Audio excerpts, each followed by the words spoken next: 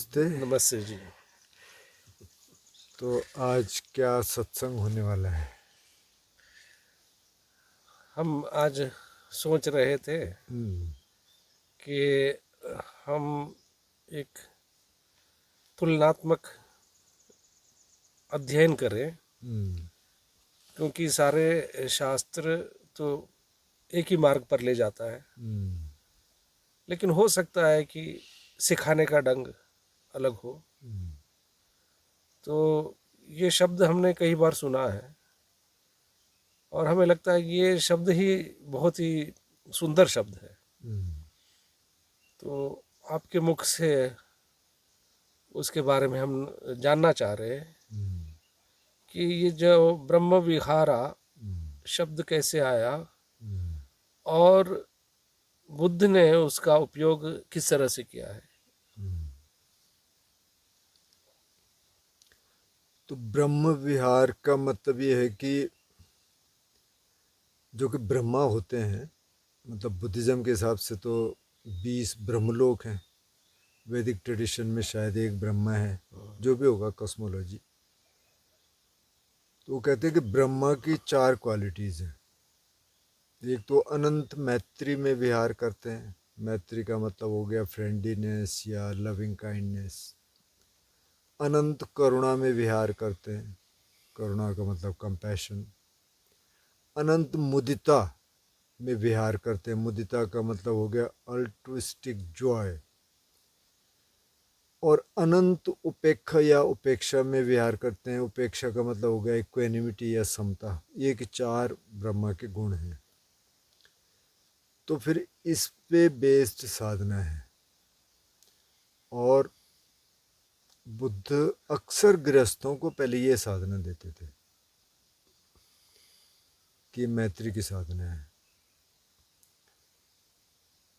तो क्या ये पतंजलि में भी है? मैं इस पे और बोलूँगा कि वो कैसी साधना है। आप बताइए। अच्छा, पहले मैं ही बता अभी देता हूँ। बता दीजिए। तो अब ये है कि जैसे कुछ ट्रेडिशन है, जैसे बज्रयान है, महायान है, तो उसमें कंपैशन को ज़्यादा महत्व दिया गया। जो थेरावाद है उसमें मैत्री को ज़्यादा दिया गया। मेरे हिसाब से जब आप मैत्री देंगे तो उसमें कंपैशन होगा, करुणा होगी। जब आप कंपैशन का अभ्यास करेंगे तो उसमें मैत्री होगी। और मेरे को ये लगा कि जो चारों क्वालिटीज़ हैं, ये शायद अगर मैत्री भी देंगे तो भी होना पड़ेगा।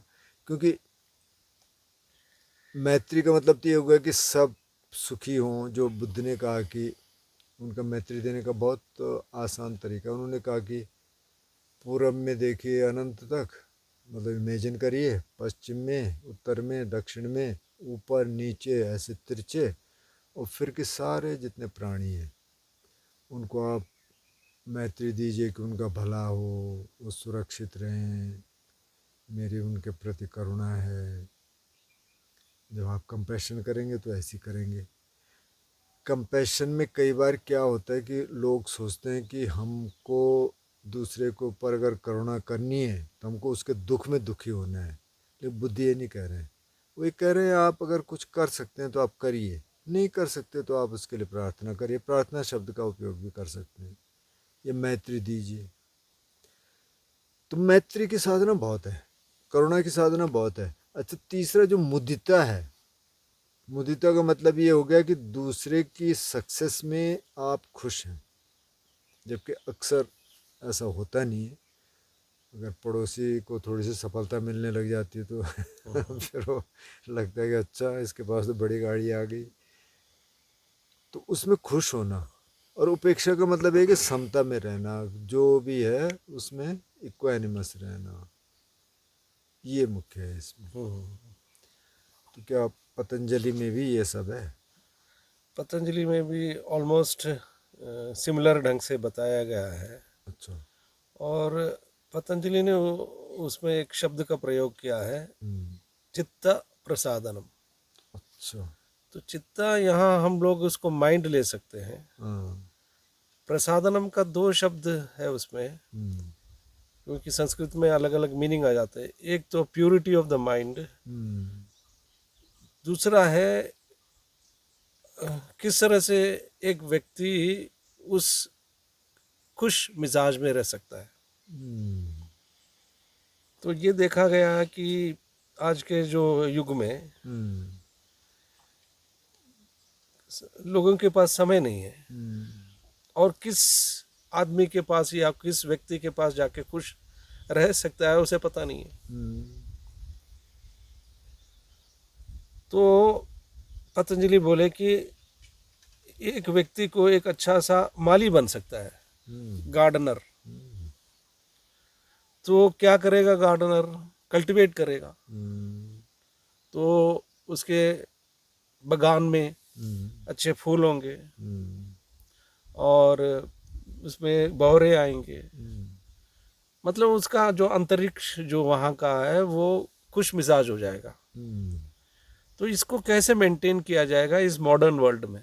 हम्म, उसमें पतंजलि बोलते हैं, सेम चीज बताते हैं। मुझे लगता है पाली में मेत्ता बोलते हैं उसको, मतलब, और इसमें मैत्री बताया गया है। हम्म, तो मैत्री इसमें उन्होंने बताया कि समान दृष्टिकोण वाले व्यक्तियों के साथ मित्रता और भी अच्छा रहेगा करके वो बता रहे हैं। क्योंकि कभी कभी हम देखते हैं कि जो समान रूप से एक दूसरे को सम्मान देते हैं और समझते हैं, हम्म, उनके बीच में लंबे टाइम तक एक मित्रता बनी रहती है। हम्म, तो इसलिए हमें लगता है कि उन्होंने बोले cultivate friendliness towards those people who really are having the same mind, same minded और लाइक माइंडेड पीपल। हम्म, और दूसरी बात उन्होंने बोला कि करुणा, करुणा यहाँ पर वो वही जैसे हम अभी आपके साथ बात कर रहे थे कि जो लोग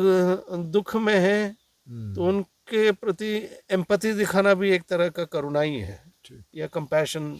हम्म, सेम चीज है वो वहाँ पर। तो इस तरह से संसार में तो आजकल सारे लोग कुछ ना कुछ कारण से दुखी है।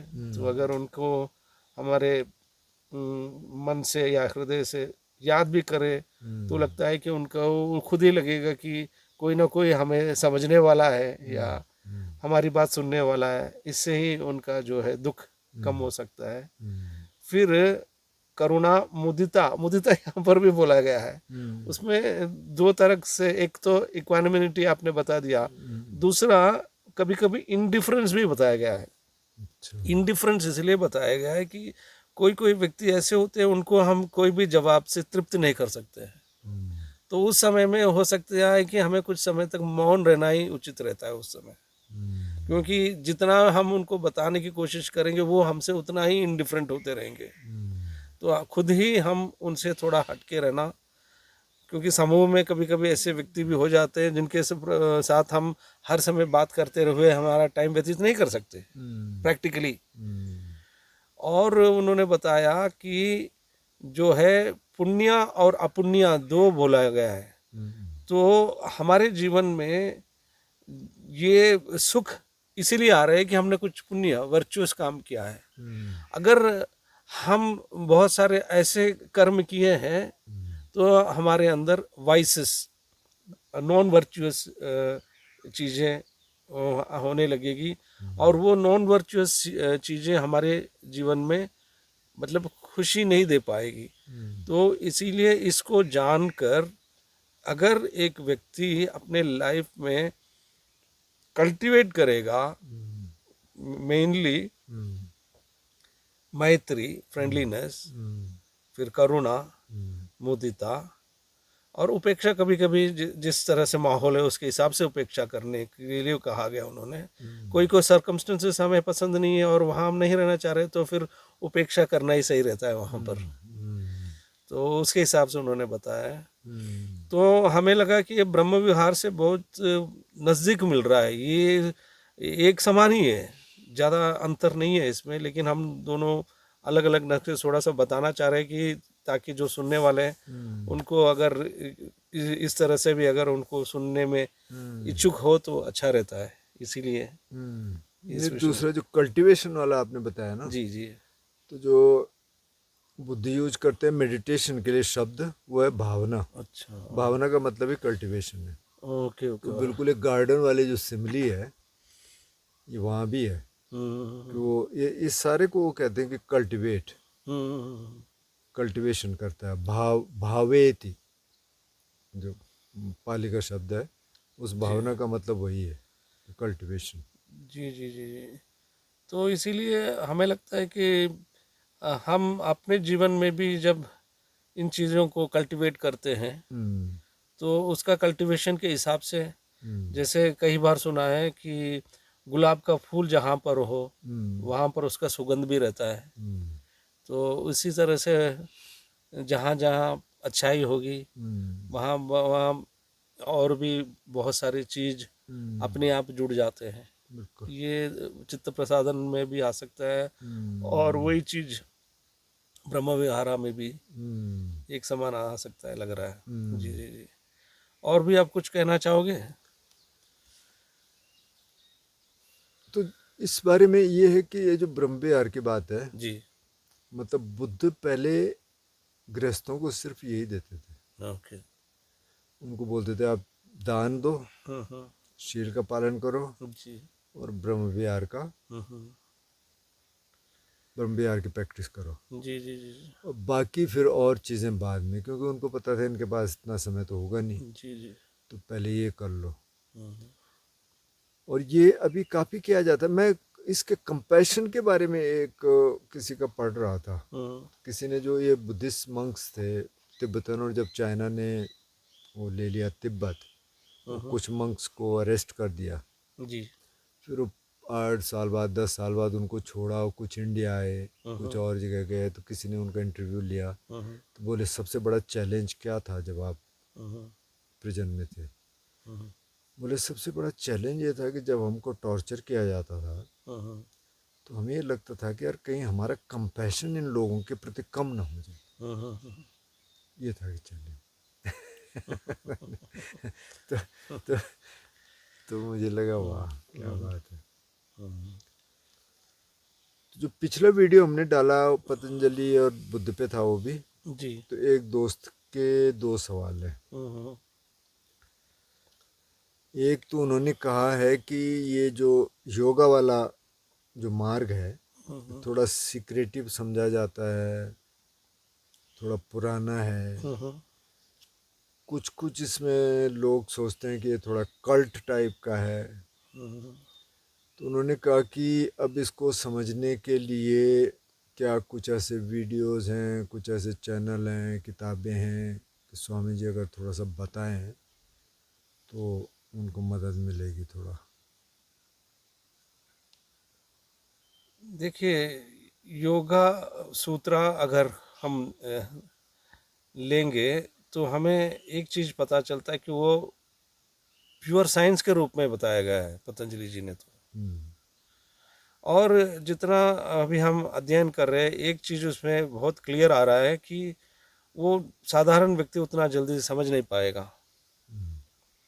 वो सीक्रेट होने के कारण नहीं है। हम्म उसमें जो मन के वृत्तियां हैं, वो 5 वृत्तियां हैं, उसके बारे में जो भी विद्यार्थी हो या कोई भी डिसाइपल हो जो सीखना चाह रहा है, पहले इन वृत्तियों के बारे में और चित्त की भूमियों के बारे में सब समझना बहुत ज़रूरी होता है व्यक्ति को। हम्म और नॉर्मली अगर कहीं पर भी योगा स्कूल्स में तो बहुत कम टाइम होता है, तो वो तो केवल सुपरफिशियल ही उनको ज्ञान दिया जाता है। लेकिन अगर लंबे टाइम तक इसका अध्ययन करेंगे तब हमें पता चलेगा कि हमारा माइंड कैसा काम कर रहा है और इस माइंड को किस तरह से प्यूरिफिकेशन कर सकते हैं। और उसमें जो अष्टांग कहा गया है उसमें बहुत ही क्लियर कहा गया है कि पहले व्यक्ति को यम और नियम का पालन करना पड़ता है। तो जनरली सबको पता है कि यम में अहिंसा, सत्य, अस्तेय, अपरिग्रह और ब्रह्मचर्य आता है। और नियम में शौच, संतोष, तपस, स्वाध्याय, ईश्वर प्रणिधान। तो इसमें ही ऑलमोस्ट जैसे हम अभी बात कर रहे थे कि कुछ प्रैक्टिसेस हमें करना चाहिए, वो प्रैक्टिसेस इन दोनों ही अंग में, पहले और दूसरे अंग में ही पतंजलि ने क्लियर करके रखा है। लेकिन इसको कोई उस तरह से ब्रॉडन करके नहीं बता पा रहा है।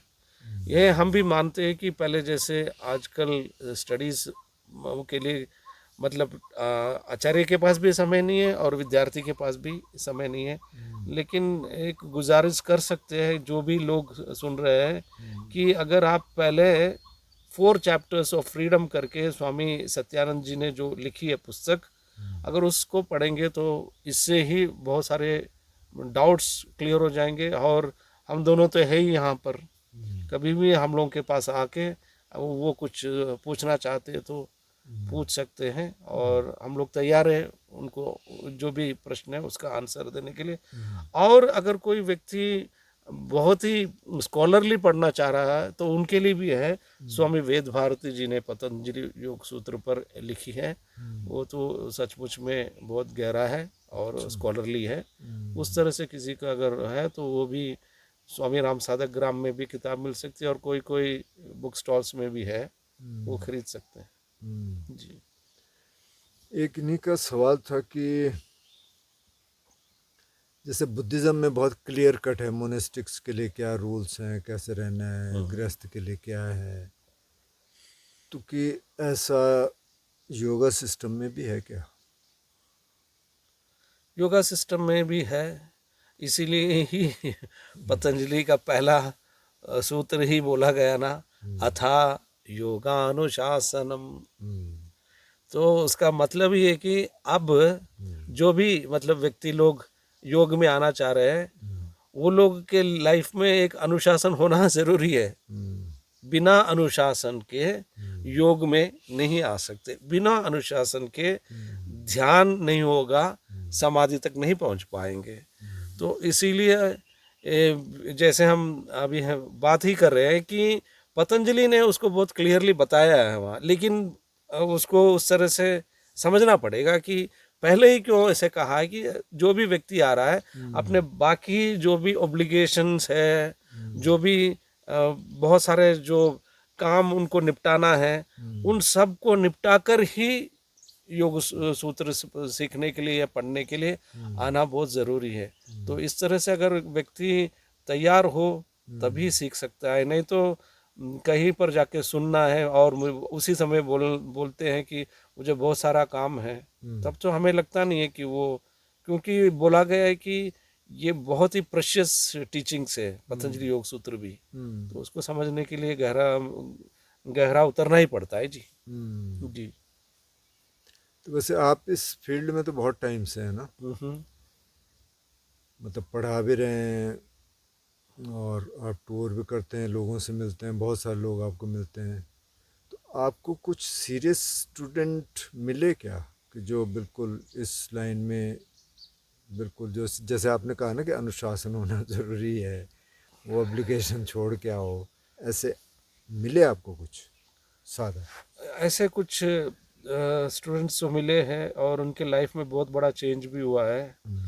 एक तो मलेशिया में मेरी एक स्टूडेंट है, अच्छा। वो क्या है कि यहाँ कोर्स बाली में किया था मेरे साथ, तो उसके बाद उनको पता नहीं था कि आगे क्या करना है, वो कोई जॉब कर रही थी, वो जॉब भी छोड़ दिया।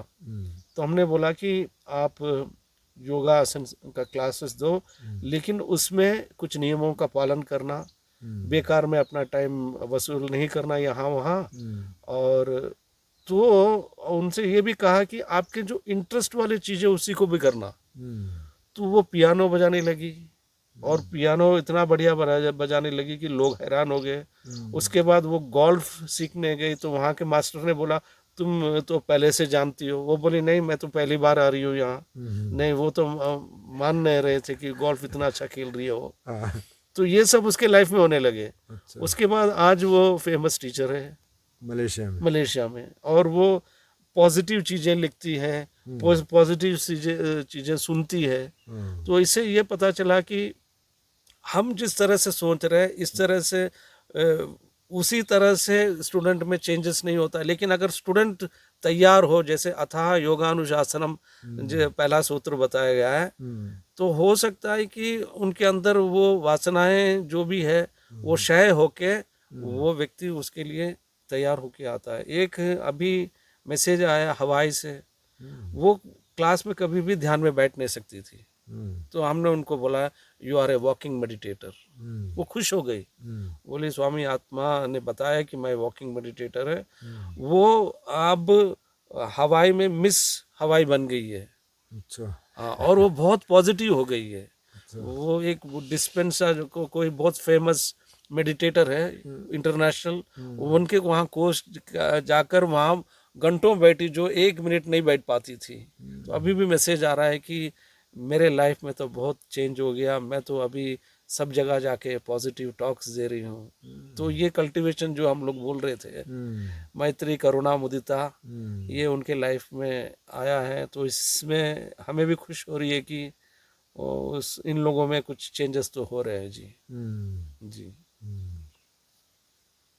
वाह, बहुत बढ़िया। और कुछ बोलना चाहेंगे? हाँ, तो ये है कि अगर कोई भी आज भी हो या कल हो, कभी भी हो, हम्म, योग में जो भी आते हैं, अगर वो अपने में सीरियस होना ही पड़ता है जी। हम्म, हम्म, अगर वो सीरियस नहीं है पढ़ाई में या समझने में, हम्म, तो फिर जैसे पतंजलि में कुछ प्रमाण बताए गए हैं, हम्म, उसमें जो है एक है आगमा। आगमा का मतलब है कि जब आप कोई भी वैलिड टेस्टिमोनियल, जैसे आप कोई भगवत गीता पढ़ रहे हो या योग सूत्र पढ़ रहे हो और बोले कि इसमें तो कोई रस है ही नहीं, या फिर आगमा का ये भी मतलब है कि कोई आचार्य के पास जाके उनकी वचन को सुन रहे हो और उसमें आपका कोई श्रद्धा नहीं हो, तो फिर तो कुछ नहीं कर सकता। जैसे अभी हम दोनों की बात सुन रहे हैं, तो अगर इसमें उन लोग बोलते हैं ये तो बस हम कुछ समय तक बैठ के सुनना है, ये हमारे जीवन में आचरण में तो नहीं आएगा, तो फिर उसमें कोई फायदा नहीं है। तो इसी तरह से भारत की परंपरा है, क्योंकि जिन्होंने मित्र जिन्होंने पूछा है, उसका एक उत्तर है कि हमारी परंपरा या बुद्धिस्ट परंपरा, कोई भी परंपरा हो, 3 चीजों को मान्यता देती है। वो है श्रवण, मनन और निदिध्यासना। जो भी आचार्य बोलते हैं उनको पूरे श्रद्धा से सुनना, उसको मनन करना, घर में जाकर भी बार बार उसी ऊपर क्या कहा उन्होंने, क्यों कहा, मेरे लिए ऐसे क्यों कहा उन्होंने। उसके बाद उसको उसको वैसे जिस तरह से हमारा स्वभाव है अपने जीवन में उतारना। ये चीजें अगर जो भी करेंगे उसके लाइफ में तो वाकई चेंज होगा। ये ऐसा नहीं है कि हमारे पास आने से ही, क्योंकि मेरे पास तो जगह है ही नहीं कोई भी आके वहाँ सत्संग करने के लिए तो मेरे पास जगह नहीं है। जब होगा तो वो जो भी है उनके लिए स्वागत है होगा पता नहीं तो मिल जाएगा। अभी पाइन फॉरेस्ट में आप जा रहे हैं पाइन ट्री वहाँ मिलेगा। नहीं तो तो एग्जैक्टली ये बुद्धिज्म में है जी कि श्रुत में ही पन्य या प्रज्ञा, चिंतन में ही प्रज्ञा जी और भावना में ही प्रज्ञा। ये थोड़ा शब्द बदल गए, यस बाकी यस। है वही। तो इसीलिए सार सबका एक ही है ना। सर सबके तो बस इतना ही है कि उसको समझाने का ढंग थोड़ा सा अलग हो जाता है, भाषा का प्रयोग थोड़ा सा अलग हो जाता है, क्योंकि यहाँ पर हम लोग संस्कृत का उपयोग कर रहे हैं और बुद्ध भगवान ने ज़्यादा पाली का उपयोग किया। जो दोनों भाषाओं को जानते हैं वो बोलेंगे तो एक ही चीज़ बता रहे हैं तो आप अपने दर्शकों को कुछ कहना चाहोगे? मतलब जैसे ये वाली बात आपने कही ना, अथ योगा अनुशासन, जी मेरे ख्याल इसमें काफ़ी दम है। क्योंकि जब तक आप करेंगे नहीं ना, मतलब सुन भी लिया, अच्छा है, बहुत अच्छा है सुनना, जब तक आप उस पर थोड़ा सोचेंगे नहीं, चिंतन नहीं करेंगे, तो फिर वैसे ही निकल जाएगा।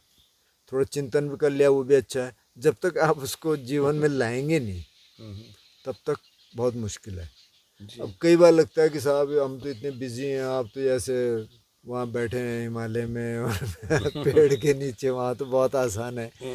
देखिए दिमाग तो उसी तरीके से काम करता है, चाहे आप पेड़ के नीचे हों चाहे आप कहीं और हो। वो पेड़ के नीचे भी बहुत अशांत रह सकता है कोई, जी शहर में भी शांत रह सकता है, मतलब सही ढूंढ बात सकता है वो। तो मतलब जो भी परिस्थितियां हैं उसमें थोड़ा सा चलना शुरू कर दें तो वहाँ से फिर चेंजेस आने शुरू होंगे। आप देख सकते हैं, ये मुझे लगता है कि नहीं, बहुत ही अच्छा बोला आपने। हम्म, तो इसके लिए एक उदाहरण देता हूँ। हम्म, जोसेफ जी के भी और हमारे भी एक गुरु भाई है ना, हम्म, जब केरल में आए थे, हम सीमा डेंटल कॉलेज के पास किराए पे रहते थे। अच्छा, तो हमारा वो एक छोटा सा आश्रम बन रहा था श्यामपुर में, तो मुझे सुबह जाना पड़ता था और शाम को आते थे। तो वो मेरे से बोले, आत्मा मेरे बारे में चिंता मत करना, मैं दरवाज़ा बंद करके अपना ध्यान करूँगा। अच्छा, तो वहाँ पर ना बहुत तोड़ फोड़ हो रहा था। तो हमें मन में लग रहा था स्वामी जी आए हुए हैं और उनको तो कितना परेशानी हो रही होगी। तोड़ फोड़ बहुत जोर से ड्रिल मशीन से तोड़ रहे थे, क्योंकि एक साइड का तोड़ के उनको वहाँ पर कुछ वो बना रहे थे, बड़ा सा अच्छा, हॉल या रूम्स बना रहे थे। हम्म, तो मैं शाम को आया, मैं माफ़ी मांगा, मैं तो आपको यहाँ इनवाइट भी किया हम्म, और माफ़ी चाहता हूँ कि ऐसे माहौल में आपको रहना। वो मुस्कुराते हुए बोले, मुझे तो कोई आवाज़ ही नहीं सुनाई दे रही है। वो सुबह से लेके शाम तक अध्ययन में रहते थे। जो भी उनका वेद का अध्ययन करते थे, वो पूरी तरह से उसमें रम जाते थे। तो वो मुझे एक सीख मिली कि कभी कभी बाहरी परिस्थितियों से के कारण नहीं, हम पूरी तरह से अपने आप को उस चीज़ में, जिस भी विषय में हमें जाना है, उसमें जाने के लिए हम खुद तैयार नहीं। अगर तैयार हो तो कोई भी परिस्थिति हमारे लिए विपत्त नहीं हो सकती है। ये भी बात सही है। सही बात है। जी जी जी। ठीक है, आज की चर्चा इतनी रखते हैं। बहुत बहुत हाँ? धन्यवाद। अभी कितने 3-4 दिन से हम यहीं पर हैं, पूर्णानंद जी के यहाँ पर, तो आनंद है यहाँ पर। और आशा करते हैं कि जो सुन रहे हैं उनको भी और आनंद आए।